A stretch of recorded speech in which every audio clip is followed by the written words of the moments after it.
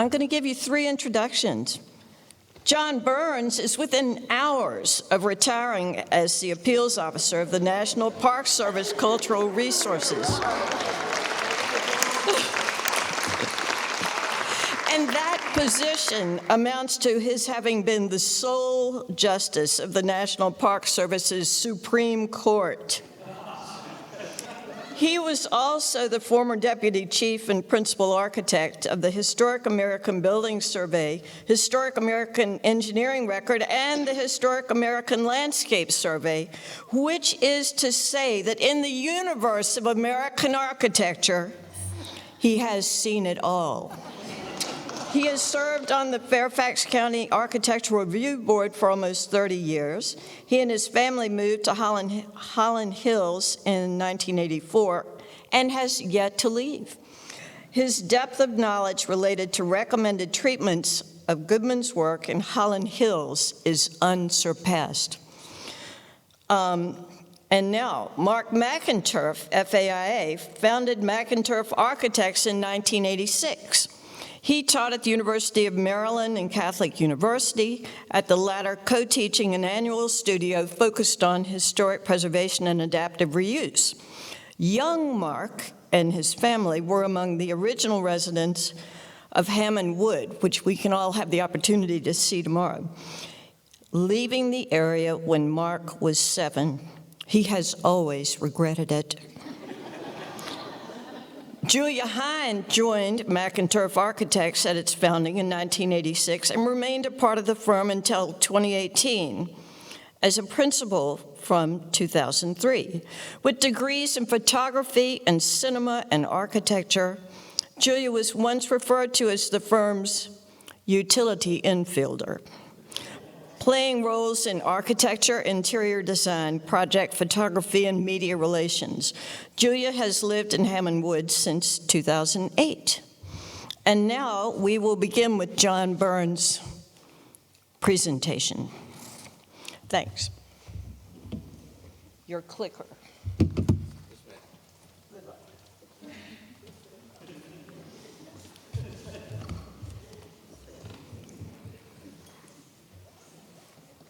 It's interesting being here right after lunch. Actually, that was more like a box dinner than a box lunch. And I hope that you all can stay awake through this, but I will give it a shot, as will my co-presenters. Many of the things that I have put into my presentation have already been shown to you. What do I do? So I feel like I'm more of a raconteur here of the first 4 speakers, all of whom I revere. And so I'll have a little anecdote for each of them, actually. For the folks who talked about living in a Hollin Hills house, I think everybody has a story, not just at Hollin Hills, but a Goodman house. Everyone has a story about how they got their house, you know, the struggle they went through, how many they looked at, and the hems and the haws, and this, that, and the other thing. And ours was no different from that. We heard about these giant windows in these homes. And one thing that we noticed early on, and nobody's mentioned this yet, so I get the first fact that nobody's heard before, and that is for children, these windows open up the world. We went to our first open house for a Hollin Hills house. It was an empty house, and our daughter was crawling. She crawled right up to a window and sat down there and communed with the nature, inches from her face. You know, children in a normal house, someone has to lift them up, or they have to climb up on furniture to be able to see that there's an outside world. So little kids in Hollin Hills houses have an advantage over all those kids that live in the traditional, all made out of techie, all look at the same houses, as they can't see out of the house until they're 2 or 3 years old, on their own, that is. And so that really struck me as very interesting. And multiple speakers talked about and showed illustrations of various and sundry publications. Well, there are 2 basic varieties, the architect publications and the popular press. And there are 2 very different worlds, and they speak to one another. But one of the ways these architects, West Coast, East Coast, wherever they were, spoke to one another and competed with one another was getting their stuff published in the architectural press. And that was most important to the architects. And many of the illustrations that you saw were from architectural publications. But then you also saw a fair amount that were more advertising stuff, and those were out of the popular press. And there was also a tension between those two camps in terms of merchant builders, who are the people who are doing the subdivisions, and the architects, many of whom were doing individually designed, architect-designed homes. And Goodman was one of those people who kind of cross-pollinated with the merchant builders, and he was able to work with them. Somebody called him the people's architect. He was also known as the housing architect. And so, and somebody already mentioned this, that Goodman didn't get his fellowship in the American Institute of Architects as early as he might have in his career, because he was looked down on because he was working with merchant builders. You know, he wasn't doing good stuff. He wasn't doing individual client stuff. And if you look at most of the merchant built houses, very few name the architect who designed them. National Homes was different. They proudly put Goodman's name out there. And something else they should take from popular culture is that National Homes was treating home selling like people were treating selling cars. New model every year. This year's model is this, you know, but, and I think it was Greg mentioned, it's the same house, different window configurations. And so it's a very interesting dynamic there, is how do you get through to people if you're going to sell these homes to the broader public. And so there's the popular press, and the architects are talking in the architectural press, and both are effective forms of communication. Mind you, this is all just really before television, well before our internet, and so everybody got stuff in print. And so that's how you communicated. So that's just the nature of the communication at that era. Also, everybody mentioned World War II, and that was a seminal moment in the United States, had pent-up demand for housing. Let's talk about that. Oh, sorry. The QR code, everybody flashes this for about 10 seconds, but it takes 15 seconds to get your phone out and point, so I'll just go through it. But you can sign up at the registration desk outside to get your continuing ed credits. That's who we are. You already heard that. Okay. You already saw this. It's another one of my illustrations, but it was in black and white. I have the color version. So that's all right. Okay. But the color version is important. So what are you seeing here? The gold house at the end of the rainbow. You're seeing, what is it? It's the American dream. It has a hearth. There's a brick chimney. Implication is you're going to have a car. Okay, mommy, daddy, baby makes 3. Dad hasn't mustered out of the army yet, right after the war. Notice mom's hand draped over the shoulder with the wedding band on it. You know, very traditional family. And where are they building these things? In farmland. They even have the furrows of the farm field visible here. You know, and that's what this was. This is where suburbia was coming from. But what we're talking about today is a little different from the flat field and the isolated home and the traditional form and function of that. So where did these modern homes come from? How were they built? Where did their technologies come from? Multiple people mentioned the rush of construction in World War II. There was an enormous amount of construction in World War II. The Cantonment construction period, anybody seen old World War II movies, all those barracks? You know, those were mass-produced on a massive scale. And people like Levitt up in New York took advantage of the economies of scale. You know, they would pre-cut wood, just like Sears and Aladdin did in the early part of the 20th century. You could buy pieces of a house. My grandmother's house was an Aladdin home. It was shipped in a rail car, was siding a half a block from her house, brought it to the site, hired somebody to put it together for her. And she lived in that house until she passed away. So prefabrication has been around for a while. This is nothing new. But on the massive scale, to meet the demand for all the returning GIs who are beginning to have families, it was enormous. So you thought the buildup for the defense effort in World War II was big. The housing crush that came after that was equally immense. And there were economies of scale. Prefabrication was mentioned by a number of people, and that was very important. But you had to come against builders, you had to come against building codes, you had to come against the fact that different parts of the country had different building codes when this was going on. Now we have the International Building Code adopted in the States, and so have pretty much uniform building codes throughout the country. But prior to the prefabrication business coming in for home building, most were what called stick-built. You got your 2-bys and nail and hammer, and you put it together, piece by piece. Prefab brought economies of scale, precision in assembling things, so all they had to do was erect it as opposed to put together piece by piece. So it's a very different technology. But the building industry didn't like that. All the rough carpenters in the United States were thinking like, uh-oh, there goes my job. And so there was resistance in the building codes that were inherent. There was a resistance by the building trades.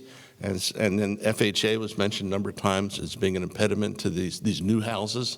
And so I'll talk about all that sort of stuff. Now, one thing that's important to remember, too, is in residential architecture, you don't need an architect, a licensed architect, to do a house. That's the case, and I think most states, somebody can fact check me and tell me I'm wrong, but you don't need to be a licensed architect to design a house. And so that's just the way it is. And in today's world, if somebody's going to put an addition on your Goodman-designed, architect-designed house, you don't necessarily have to hire an architect. You can hire a design build firm. And that's perfectly legal. But you have to question, is there expertise in construction or building things quickly and efficiently, or is there expertise in understanding the design that you're trying to be compatible with if you're putting an addition on your own house? Two different things. That's why an architect is probably going to cost you a little more because you have to pay for their services. You're paying for their design services. So that's a distinction you have to keep in mind, too. I mentioned building codes. In today's world, there's now something called the International Existing Building Code, which has some provisions in it that allow accommodations for existing structures, not just historic, existing structures. And those are things that your architect might be able to take advantage of if you're working on a house that doesn't meet today's building code. And that's oftentimes interpreted to mean really old houses, but houses that are on the National Register are considered old enough to qualify for use of that particular code. FHA has been mentioned a number of times. There were protective covenants, now not restrictive covenants, not racial covenants, but protective covenants that FHA mandated. I know Hollin Hills has them because our Hollin Hills community's had lots of discussions about the covenants. Hammond Wood, I've seen a copy of the Hammond Wood protective covenants, and they talk about protecting the values of the property. So if FHA is going to underwrite a mortgage, you want to make sure that mortgage doesn't go south on them. And so they mandate these conditions, one of which is, and Hollin Hills and Hammond Wood both have the same language, harmony and conformity as to exterior design. And that's something it's embedded in that. You can go to Urban Land Institute, community builder handbooks and stuff like that. It's the same language as there. They also had things like setbacks and such. And then many people have been asking about carports and garages. The covenant in Hollin Hills specifically allows up to a 2-car garage. And people are going, really? Yeah, that's the case. It's in the covenant. Look in the deed. It may not be in your individual house deed. It may be in the master deed for your section. A section is maybe half dozen or 15 houses, or lots for that many houses. So that's something to think about. Then in today's world also, Mary Means mentioned that Maryland has a 20% investment tax credit for rehabilitation of historic homes. Virginia has one as well. It's 25%.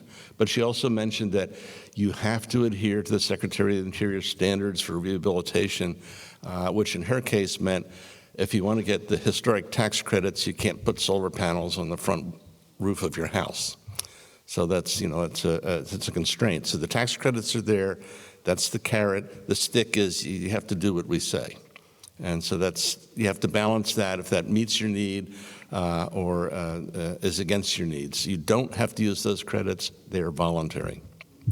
And then there are various and sundry ways we can protect our homes. I started in the mid-1990s talking to the Hollin Hills Civic Association about honoring the 50th anniversary, which would have been 1999, and said, well, we should seek some sort of designation. Okay, I didn't want to hear anything about that.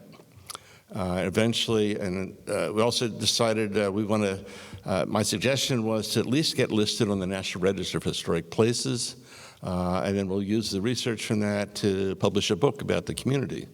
Well, again, the Civic Association wanted no part of that, so we did the book first, and then that came out in 1999. But it wasn't until, I think, 2013 that Hollin Hills actually got listed in the National Register of Historic Places. We could have been the first post-war modernist subdivision listed in the National Register of Historic Places. We lost that honor to Arapahoe Acres, which Richard Guy Wilson mentioned earlier. And actually, I think Talksmont, which is a precursor to Hollin Hills, made the National Register before we did. The problem with the National Register, though, it's honorific only. It gives you eligibility to get the investment tax credits if you want to follow the Secretary's standards, but it doesn't protect you. And so Mary Means taught in that first panel discussion, those folks are all talking about community. Community, community. Greg repeated that multiple times in his presentation just before lunch. Community, community, community. What I think has protected these communities so far in their lives has been community, peer pressure. People want to move in these communities, and once they're there, they're looking around, wondering what their neighbor might be doing or not doing, and trying to do things to preserve the character that they sought when they came to the community in the first place. And in Hollin Hills, that worked pretty well. The protective covenants, the harmony and conformity as to exterior design, worked for over 60 so years with just a handful of hiccups.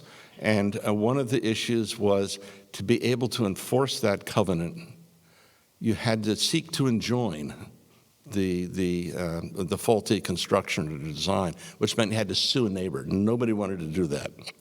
And so after losing a lawsuit, the community we kind of looked around and said, okay, we're going to have to do something more than that.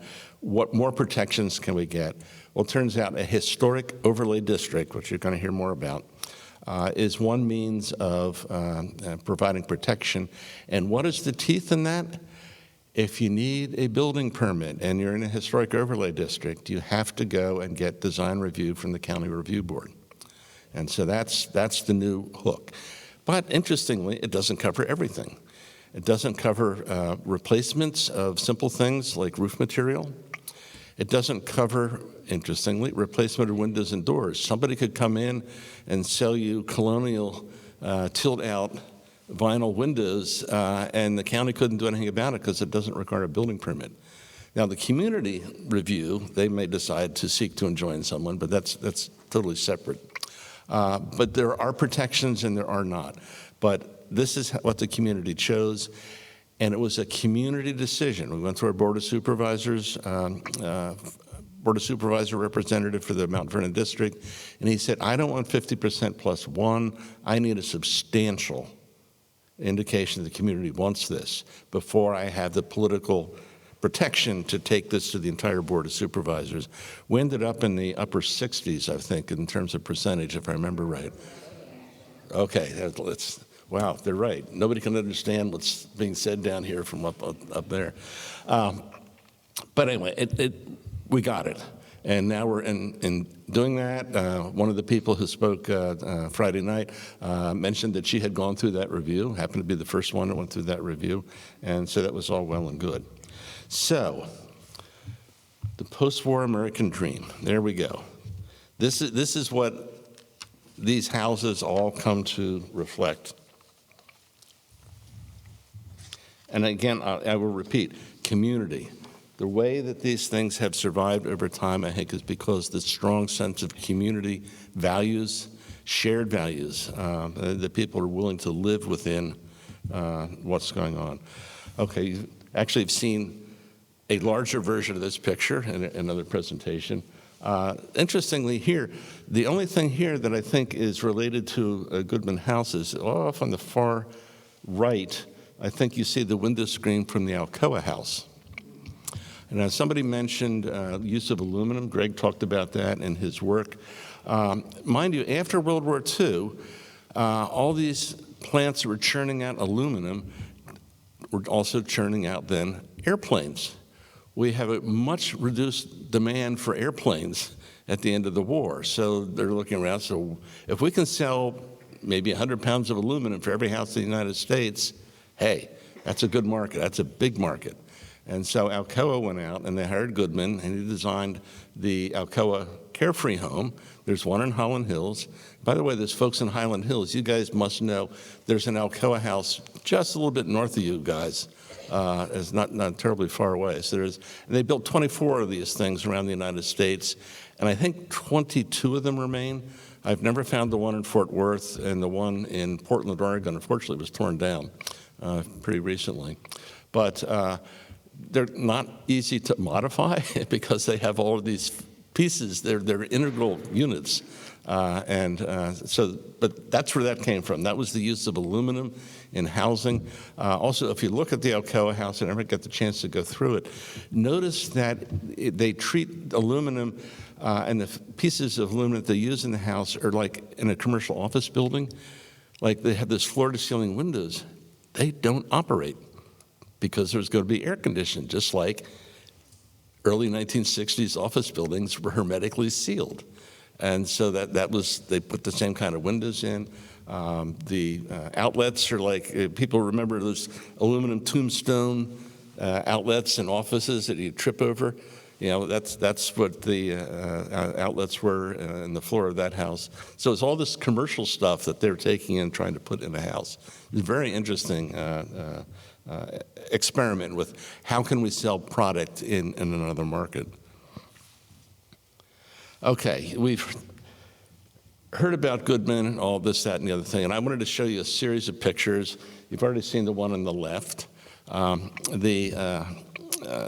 of things to point out. Greg, we've been talking about, wrong button. Yeah, I can see how this happens. Nope.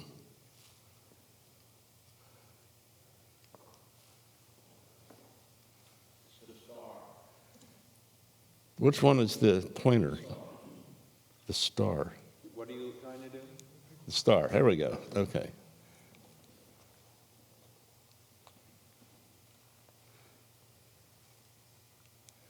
Okay. This is Ricard Lane here. You heard about that before. This is Ricard Lane again. Martha's, Popkins, Stafford, Beechwood up here. And Greg mentioned here's carports and stuff. And additions already starting to show up. You can see one there. A custom house. One of the things that I'll show a slide, and you'll see again later, is rigid geometry. You'll notice that this house has an inset second floor balcony, right? And you saw this later, much later, out at Hickory Cluster in Reston. And then this is much more recent. This is, 2008, I think. Hollin Hills. And what are you saying? Which roads are Hollin Hills? Can you guess? It's these. It's the continuous curvilinear design. And you'd say it's a fair amount of trees. Hammond Woods. Can you pick out the streets that are the Goodman-designed houses under them? It's really pretty easy. Where are the trees? Yeah, right here. And then this little piece over here is also Goodman-designed homes across Veers Mill Road. This is Veers Mill Road. This is the main street that comes in, and then they have the little cul-de-sacs that come off of it. Rock Creek Woods, again, same question. Can you identify the Goodman stuff? Well, it's the stuff that has more trees than the rest of the surrounding neighborhoods. And again, wrong buttons.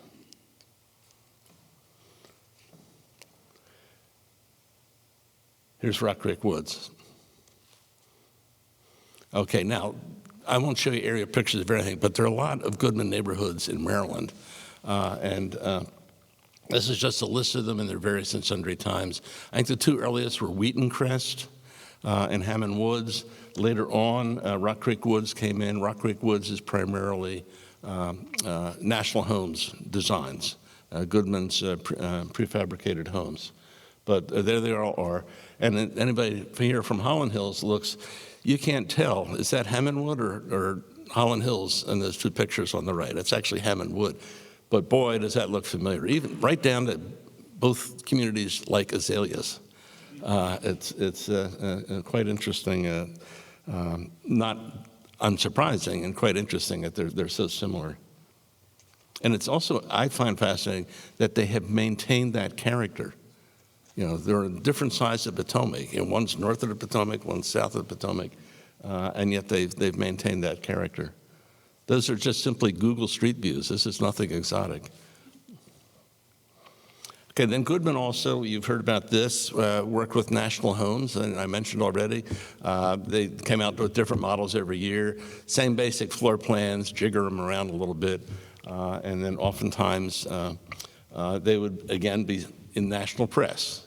Our family had Life magazine. I'm sure most people had that, or maybe Saturday Evening Post or Look magazine. And these folks would be advertising there. And there are other neighborhoods of National Homes designed by Goodman in the area. Rock Creek Woods is one. Bel Air in Maryland, north of Baltimore, is another. There's one in Woodbridge, not terribly far from the Woodbridge Virginia Railway Express Station. Some in Annandale. I've actually found them in Google Street View. And then Bon Air, the Hollin Hills neighborhood outside of Richmond, is also National Homes. Okay, now I'm going to just show a picture of each of these next two, because primarily we're going to talk about design review, and we're going to talk about design review in the single-family homes in Hollin Hills, and how you can make these homes fit your modern lifestyle and still maintain their character.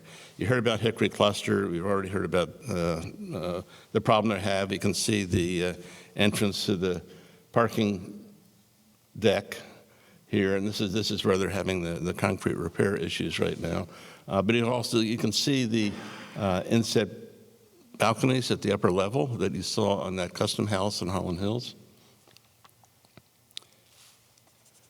And you saw this, I think you saw this maybe in black and white. This is from a Goodman's firm brochure, double wide spreads, which is why it's such an extraordinarily wide picture. Okay, so how does one figure out whether or not what you're proposing to do to modify your Goodman house is compatible?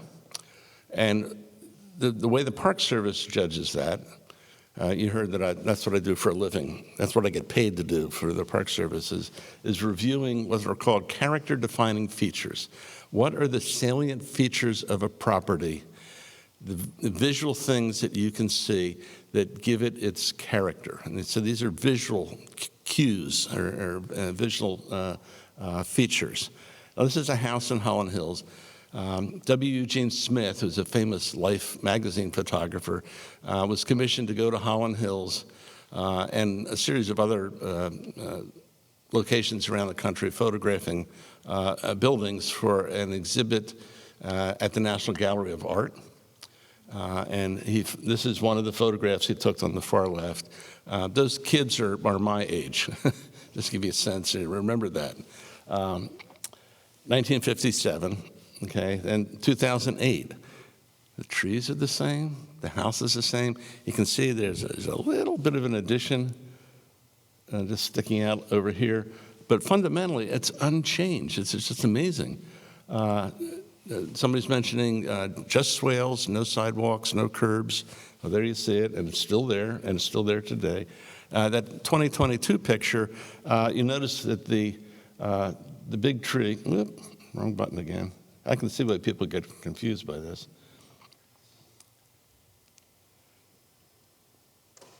This tree here gave way in about 2011 or so, and it fell on the house. And it clipped the roof up here. So that tree went away at about that time. But you notice that the house was rebuilt very faithfully to its original design. So this house, even though it was damaged and rebuilt, it retained its integrity. It's obvious, you can see it. And also, since that time, more recently, this is one of the bigger trees in Hollin Hills. This one we've lost there. So what has changed there? There's very little loss to the integrity of the house, but these post-mature landscapes of these 50, 60, 70-year-old trees, that will change over time. You're going to hear more about that in the next session. But the landscape is an essential feature, but it can potentially just disappear on you overnight or during the day sometimes. Okay, so what are these character-defining features? First one, for the most part, these houses are modest in scale. They're not real big houses. So one of the issues I've found in design review is that people want to make them bigger and bigger and bigger and bigger. There was a guy, a landscape architect, who used to live in the Hollin Hills area, Joe Brown, worked for EDAW, big landscape firm, and he said, if you own a Buick, if you own a Volkswagen and you really want a Buick, you don't keep trying to customize your Volkswagen, you just get a Buick. So, and that was in response to somebody who wanted to add on to an add-on to an add-on. But somebody asked me to try and settle a bet earlier, how many houses in Hollin Hills, what percentage of houses in Hollin Hills have additions? My guess was 75%. If somebody knows and can fact check me on that, I'd be happy to know that. But it's a substantial number. So all these houses that started out at 1,200 to 1,500 square feet are now up in the 2,000 range. My house is, because I put an addition on it.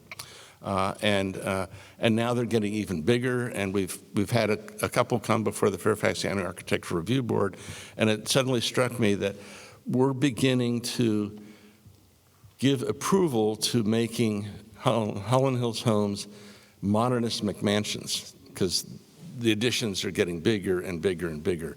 They meet the character-defining feature test, but they fail the scale test, and that's the really tricky part of allowing people to live in their homes, to make the changes that they need for their current lifestyle, and maintaining Goodman's modest scale.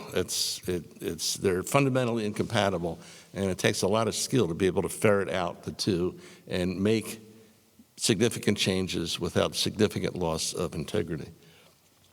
Okay, low slope roofs, large overhangs, big chimneys. This is, I think, Wheaton Crest. Again, just a simple Google Street View, so these houses are quite accessible visually.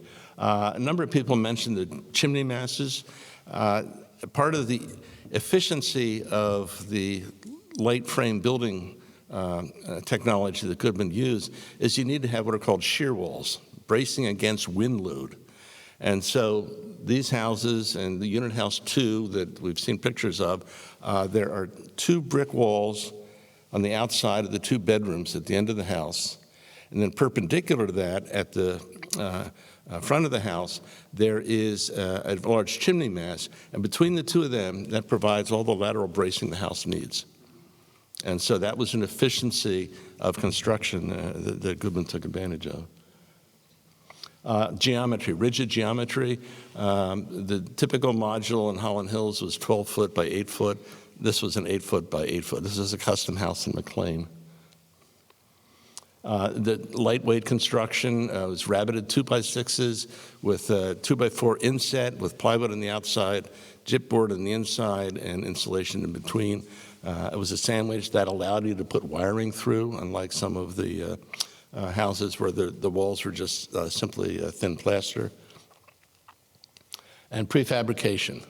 Now, these are drawings of panels on my house, and you just assemble these. My house is 5 panels plus a door long and 2 panels deep. Boom, house. Very simple. And then there's a picture of the panels arriving for a national home and being erected just in a course of, I think, 3 days about. They could put the whole house together. The large windows, I mentioned that earlier. I say I have some time issues. The flow of space, indoors versus outdoors. Nestled in the landscape. The houses sometimes, modern houses often sit on the landscape. These houses are within the landscape. Now, I wanted to show you these as near the end here. This is the same house photographed over time. First one is Robert Lautman, who, by the way, I think is the Robert Schulman of the East, if that's a fair assessment. If you did modern architecture, you needed to have Robert Lautman photograph it. That's his a photograph there.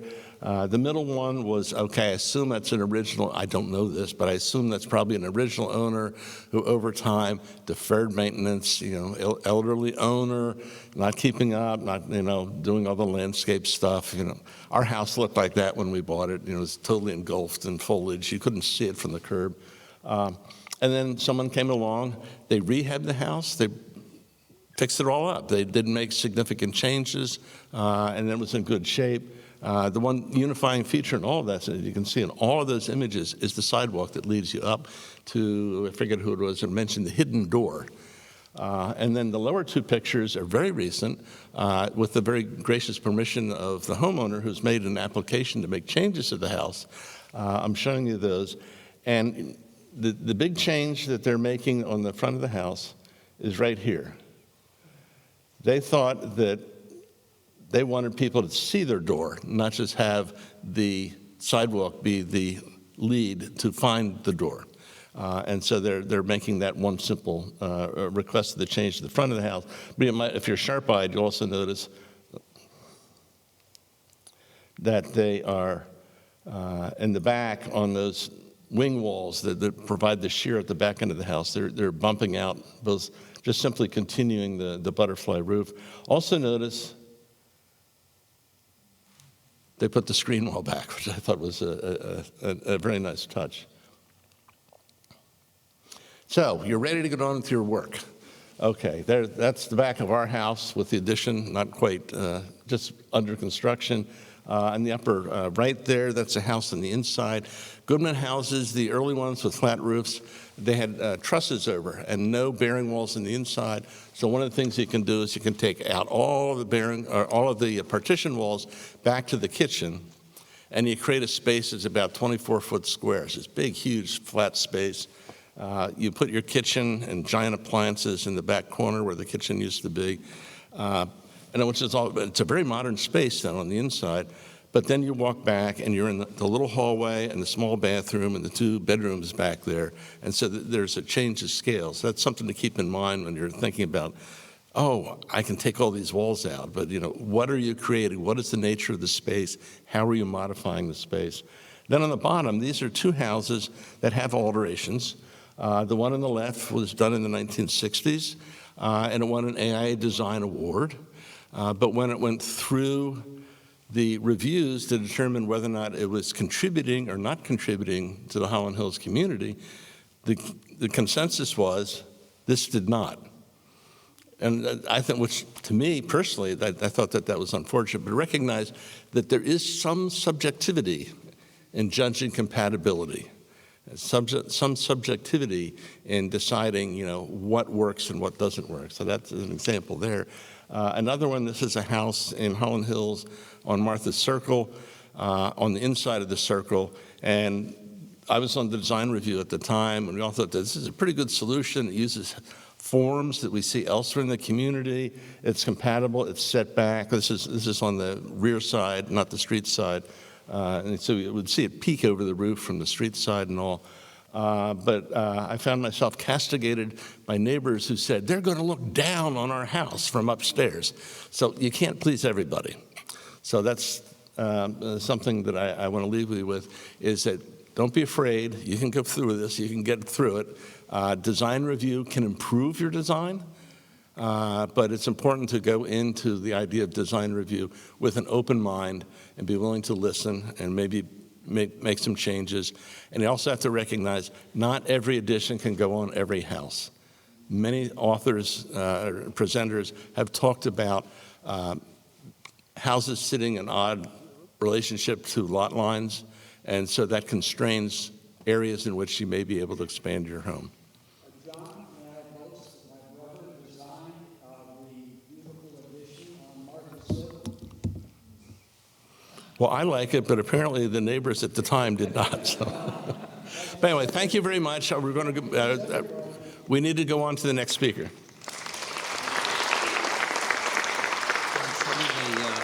back and forth on this.